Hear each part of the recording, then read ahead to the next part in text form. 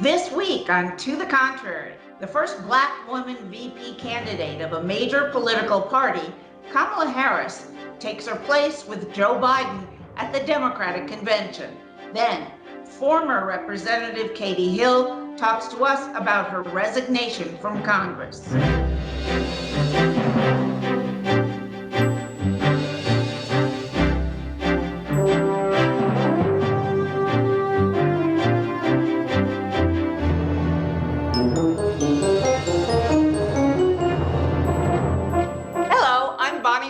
Welcome to the Contrary, a discussion of news and social trends from diverse perspectives. Up first, Megan Beyer with Women for Biden, and Patrice Onwuka of the Independent Women's Forum, and we're here to discuss Kamala Harris and the upcoming Democratic convention. So let's start with you, Megan. What does she bring to the ticket? Because I just looked at some Pew Research polls, and she and Vice President Biden were within 2 points of each other on suburban women, white women, and even Black women. So what's she going to bring in that he couldn't have gotten by himself? I think she brings in a great deal of excitement. And I don't know if you have been watching the reaction. I was surprised myself how emotional I was. I mean, I got really choked up, and it's not like we didn't expect it. I mean, this was the candidate everybody kind of expected because, let's face it, she could take over. There were a lot of people being considered, but one of the things you have to look at is, could they take the keys if something happens? She qualified for that. She's had plenty of experience. She's run for president. We've all sort of vetted her in the public sphere. And so, I think she brings the fact that she's Indian American. I hadn't really thought about that myself, but I am working with Women for Biden. And the reaction I've had from friends, Asian friends, not just Indian friends, are just so delighted that she is the daughter of an Indian mother. And it really is historic when you think about it. Here you have Joe Biden, who's this big Scranton guy, and he served with Barack Obama and was incredibly loyal. I mean, you've never really seen a teamwork like that before. Then he goes and runs for president. Who does he pick but an African-American woman, again, making history? So I just think the historic nature of it is very exciting. And let's face it, Kamala has got it going on. I mean, she's got a lot of charisma. And so, sure, you can look at some polls and parse it this way and that way, but how people feel and how they've reacted to this Biden-Harris is really even surprised me. Patrice, what about you? Do you think she takes any votes away from the Trump-Pence ticket? Very few people who might be never Trumpers who probably would not have voted for President Trump to begin with.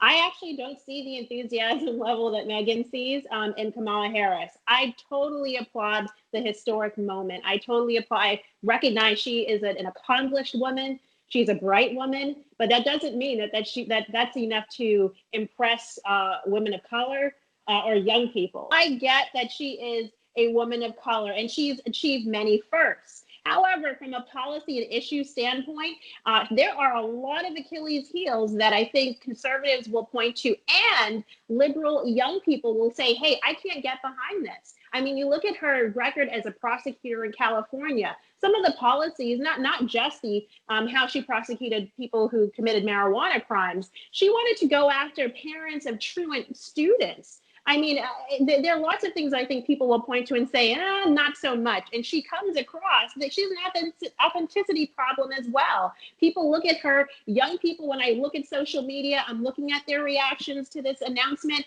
and they're like, oh, it's like auntie, it's like my auntie who's running for office. I'm not super excited. And when you look back at the polls during the fall election, she was polling behind Elizabeth Warren, behind Bernie Sanders, behind Joe Biden at the time, so, particularly with the Black vote. So he already had it locked up. I don't think he's going to get any more, and I don't think they're going to be able to turn out the young Black vote, which could be helpful, particularly in some of those swing states. Well, maybe I would have said that early on, and I would have made some of those observations early on when she was running. But I think that another thing she's done since she got out of the race, she worked and was speaking out very critically of the media's coverage of Black Lives Matter. I mean, she has been squarely involved in both the pandemic issues in the Senate and then Black Lives Matter issues since she left the candidacy, and she left very early on. Mm-hmm. You're talking about primaries, but even during the announcement with Biden, he said something about the worst thing he said about a president who is, let's face it, widely disliked is a mild term, widely disliked by the Democratic base and also now by a ton of independents, because this country really is in terrible shape. It wasn't a year or 2 years ago. Now it's in horrible shape, and you can pin it on the president because he did not lead through the pandemic. I mean, just don't you think alone. I saw her, she lashed out at him. She called him incompetent. Joe Biden said, you kind of can take it with a little grain of salt when he says something, meaning he switches his positions 180 degrees every day. But she lashed out and called it incompetent. She used words that he did not use. So is she going to be the attack dog in this race? Oh, she is tough. And I think that, she may end up being tougher than Joe is. And I'll tell you, he has come out again. The very first thing this president did, and we all knew he was going to do it. In fact, I signed on to a letter with Tina Chen and the people at many women's groups have banded together, groups that don't always agree with each other, Patrice, but they are so sick and tired of how this president treats women. And they knew it was coming. I signed on to the letter.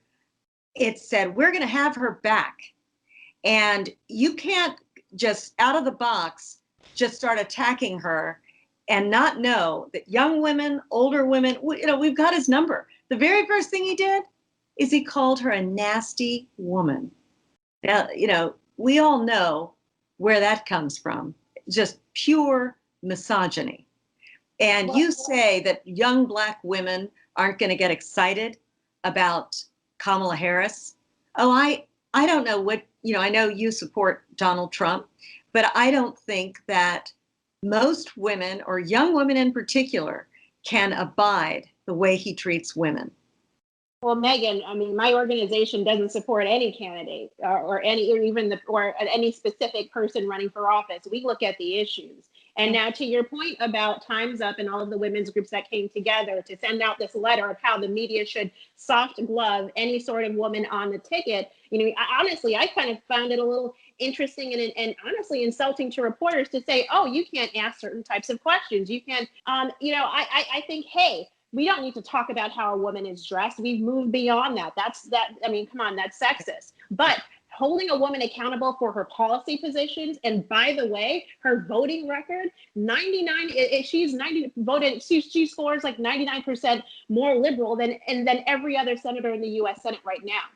So she has a liberal voting record that is not going to appeal to a lot of independent voters and center-right voters. She also, and then say the president's comments about name calling is wrong. Let me just say. Stop for a second, Patrice, because I want to ask you, liberal on what exactly?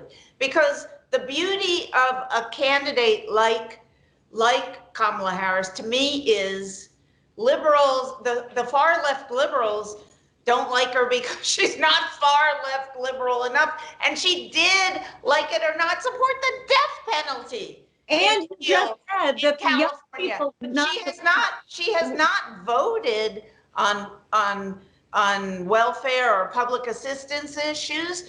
You haven't seen her record on that. You don't really know where she stands on tax increases. So you can't attack her on that. So liberal in what sense? Yes, she's pro-choice. So She Bonnie, said that in her opening remarks. But where else do you see a liberal there? so in terms of taxes, she has absolutely said she would repeal the 2017 tax cuts. She would increase corporate tax rates back to the levels from before. When it comes to Met health care, she firmly doesn't just believe in kind of a public option. She firmly supported eliminating private insurance for millions of Americans and going to just Medicare for all. She has come out in support. I mean, when you look at decriminalizing illegal border crossings, Bonnie, I'm a naturalized citizen. I was not born in this country. Neither was Kamala Harris. Well, her parents were not either.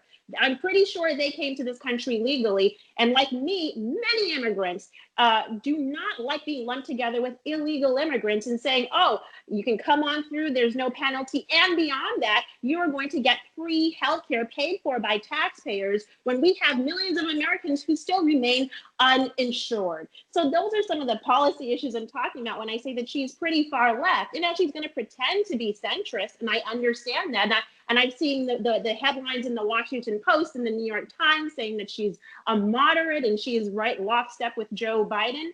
I also recognize that the Democratic Party has shifted farther and farther to the left on some of these issues and many more, particularly the Green New Deal, for which she co-sponsored a bill with Alexandria Ocasio-Cortez.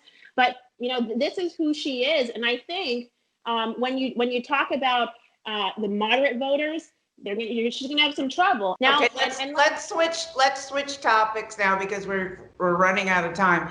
The Democratic convention starting next week, followed, of course, by the Republican convention, and then both being largely virtual, at least just about all virtual on the Democratic side, and it goes back and forth about how much virtual, how much not virtual, depending on what Donald Trump says that day. But Megan. Virtual conventions, what is this going to do to people's feelings about, to the extent that they have feelings about this, because not most of America doesn't tune in to watch them, although millions and millions of people do.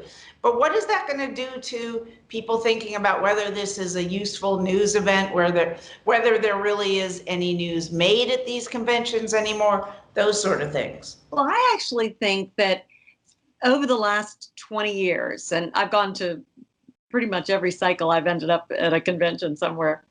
They really are TV shows. I mean, right, Patrice? I mean, it's like, oh, what's the lineup tonight? You know, it's not like the old days when you were actually nominating. And I mean, there's rarely any suspense anymore. And it's all pretty much made for TV. And it was pretty bad TV, you know, so it's gotten awful TV, awful TV. We should say.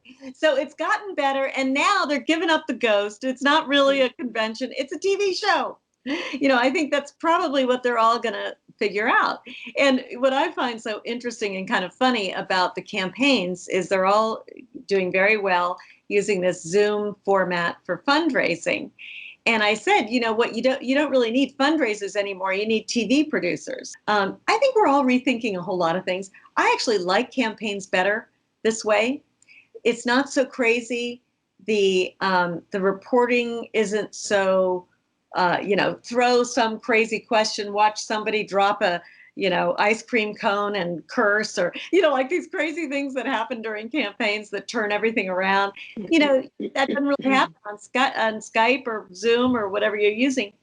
So I think we've had some major losses because of it in terms of what happens on a campaign. But I think we've also learned some things, and maybe it's been an improvement in other ways. My worry is the election itself is very, very much a wild card because of all these, the pandemic effect.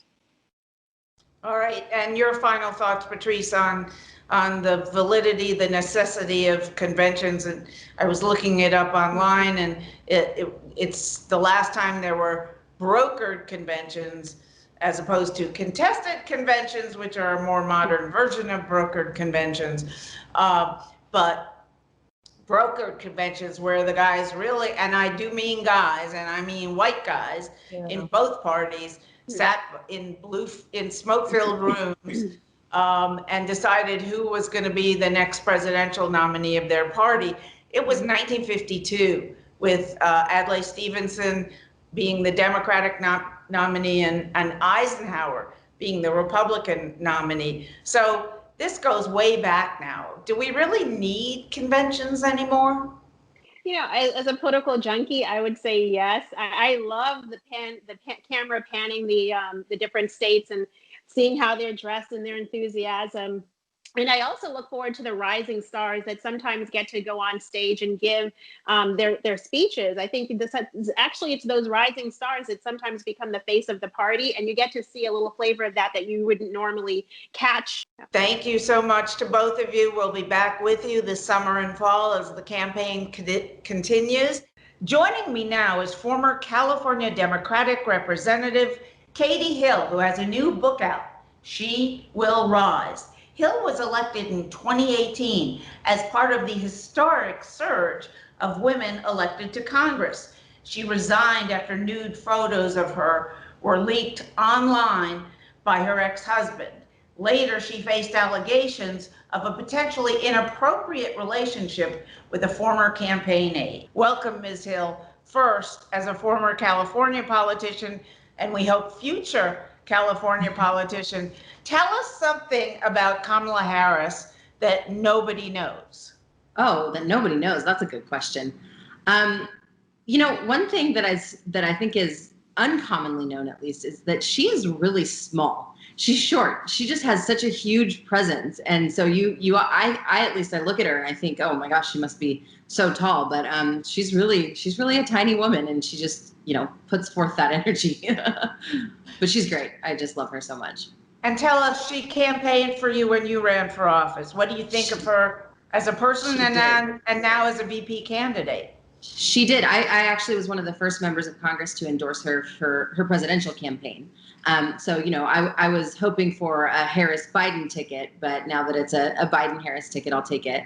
I was very convinced for a long time that she was going to be the pick because I thought she was the right one for the moment, for our country. And I think that the energy that she brings, the background and experience it's exactly what we need right now. And I'm really thrilled that she's the one. So I think it's going to take us to a big win in November, and that's what we need. Wonderful, thank you. And now to your book. You regret that you resigned. Tell me about that. Well, I wouldn't say that I regret it exactly. I have a lot of unresolved kind of emotions about it, but I know that at the time it felt like the right decision, and it felt like the only decision. I was being bombarded by all of these articles that were coming out. These images. The Republicans in the district said that they had hundreds of screenshots and images that my husband had provided to them to use as fodder, and my staff were just going through so much trauma by getting these horrible phone calls and having to answer to constituents and not knowing what was going to happen. And my family was being chased around. My mom was being chased around by these dark cars and people with cameras, and my sister's business was being trolled. And I was really concerned about being a liability to Democrats and to the freshman class, especially as we were moving into impeachment. So, as an outspoken proponent of the Me Too movement, I really felt like I didn't want to be that hypocrite. And I felt like I needed to step down, that the only way to make all of that stop was to step down. But at the same time, of course, it can be hard to watch when you see somebody like Donald Trump, who has all of these allegations and backed up confirmed allegations of sexual assault and sexual misconduct, yet he stays unabashedly in the White House. You've got someone like Kavanaugh, who's on the Supreme Court, and you've got instance after instance of male politicians who have just done these horrible things and are still in office. And so I have struggled with whether it was the right decision. I know it was the right decision for me, but I want to make sure that my leaving doesn't deter other women from running for office. And so that's a big part of the reason that I wrote the books, and hopefully, it makes an impact. You're very close to House Speaker Nancy Pelosi, who, of course, is from San Francisco, and she told you, don't do this, don't resign. I will stick behind you. Do you think if you had waited a couple of days for the red meat media to get onto another story, that you could have stayed? I felt like the salaciousness of the story was something, and the doggedness with which they were going after my seat. You know, they felt like I was vulnerable, and I truly do not believe that they would have stopped. It might not have been the national, getting the national attention that it was in the beginning, but it certainly would have continued at the local level. And you know, the poor people who were involved that had no guilt whatsoever. It was so traumatically affecting their lives as well. And so, you know, I think politically, I probably could have survived it, honestly, if I'd waited it out, and especially with everything that's happened in the last year, and everything that's going to happen between now and November. I just think that it was still the right decision for everyone that was impacted, and I believe that even though the seat turned to Republican for finishing out my term, it was, to me, it was an aberration in that May election because of, you know, the very small turnout that you can expect in a special election. But in November, I think Biden is going to win. Biden and Harris are going to carry the district by, you know, 15 points. And I think that the Democrat on the ticket, Christy Smith, is going to flip the seat blue again. So what's next for you? You talk about, I mean, you refer, for example, to Lean In, and how your book is a new, I would say, more go-getter, more affirmative of women, and not just leaning in, but grabbing the situation by the throat, which is what a lot of young men do in the beginning of their career. So are you going to go on the speaking circuit and tell young women to run for office, or what are your future plans? Well, I started a PAC, a political action committee called Her Time, and that PAC is designed to do exactly that. So we support young women of color who are running for office. We work on encouraging them and equipping them, especially with the financial support that they need early on in their campaigns that can be such a barrier. We also are, through that work, we are working on, or through that PAC, we are working on mobilizing young women as a voting bloc. Really trying to nail down what are the issues that mobilize them the most. What's the best way of really empowering the 18 to 40-year-olds set of voters that are women to be that powerful voice that I think that we can be as a Democratic voting bloc. And then thirdly, to advocate for the legislative issues that I outline in the book as well, that are going to tear down those systemic barriers that women face in every moment of every day. And I think that I'm really excited about the work that the PAC is going to do from now through November as we're coming up to the election, but also moving into the next cycle, because, you know, once we have, and I'm really, really hopeful about this, once we have a democratically controlled Senate, Biden and Harris in the White House, and you know, we're moving into 2021, 22, we're going to have to fight really hard to keep the House. And that's where organizations like Her Time and so many others are going to be necessary to support the people who got there, and you know, expanding the bench and everything like that. So it's hopefully going to be a really exciting time for us, starting in 2021, and a big amount of time has to be spent rebuilding what has been damaged by this Trump administration. You really think that the President Trump won't be able? I know the polls are all showing Vice President, former VP Biden 10 points ahead nationally, and in some swing districts by more than that. But you really think there's no way President Trump can pull it out at this point? I would never say that there's no way. I think that we have to act as though Biden is down as much as he's up right now. I think that we shouldn't take anything for granted, but I do think that we can pull it off. And I really feel like it needs to be a big victory, because, you know, we know that he's going to dispute the results of the election. He's going to try and discredit it one way or another. And we also have the pandemic that's going to be playing a big role, especially when, you know, we've got secretaries of state and Republican legislators that are trying to discredit vote by mail. And so there are a lot of barriers that are going to make it difficult to ensure that every vote is counted come November. So no, we should not take anything for granted, especially in those swing states and those swing districts. the effort is going to have to be put in. We're having to be innovative, creative.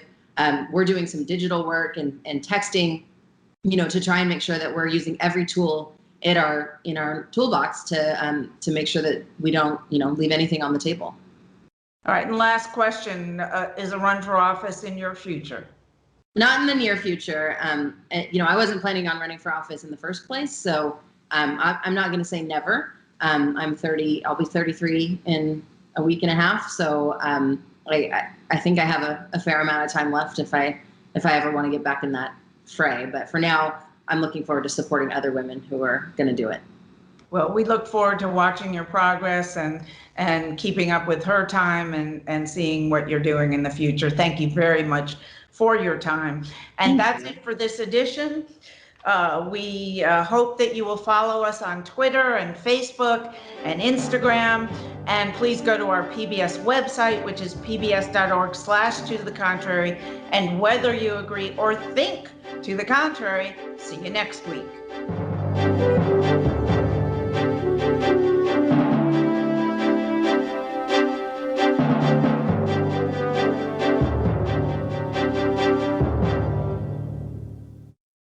Funding for To the Contrary provided by the E. Rhodes and Leona B. Carpenter Foundation, the Colcom Foundation, and the Charles A. Freoff Foundation.